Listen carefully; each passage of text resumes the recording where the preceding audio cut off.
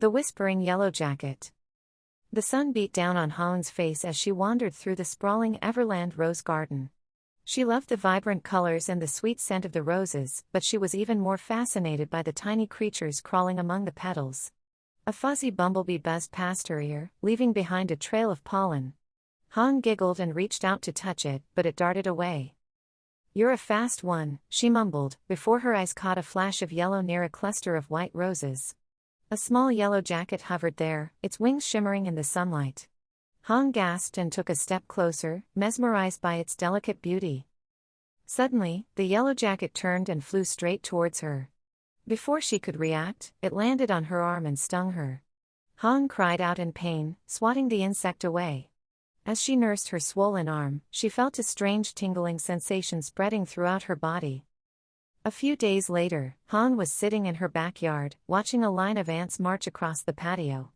To her surprise, she heard a tiny voice in her head.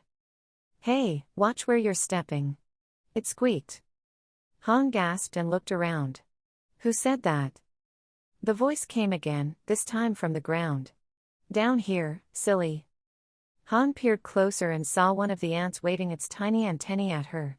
"You can talk?" she whispered. "Of course we can talk," the ant replied. "We've been trying to get your attention for ages." From that day on, Han discovered she could understand and communicate with all kinds of insects. She spent hours chatting with bees, beetles, and butterflies, learning about their lives and their secret world.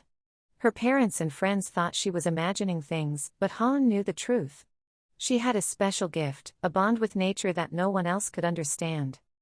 One afternoon, while exploring the wooded trails of Gwangjin Mountain, Han heard a frantic buzzing sound. It was a swarm of honeybees, their wings beating in a frenzy. "What's wrong?" Han asked, her heart pounding. "A little boy is in trouble," a bee shouted. "He's trapped in a shed near the old temple." Han's eyes widened. "We have to help him." She followed the bees as they led her through the thick undergrowth. Soon, they arrived at a dilapidated shed, its door bolted shut. Han could hear a child's muffled cries coming from inside. "Hang on, little one," she called out. "We're coming." Han quickly called the police, who rushed to the scene and rescued the boy. The kidnapper was apprehended, and Han was hailed as a hero. At the press conference, Han couldn't help but share her secret. "It was my insect friends who led me to the shed," she explained. "They told me the boy was in danger." The reporters burst into laughter, thinking it was a cute story concocted by a child. But Han knew they were wrong.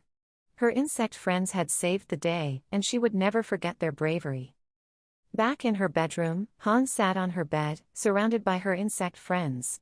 A ladybug crawled onto her finger, its tiny legs tickling her skin. "Don't worry, Han," the ladybug chirped. "They may not believe you, but we know the truth." A butterfly fluttered past her face, its wings brushing against her cheek.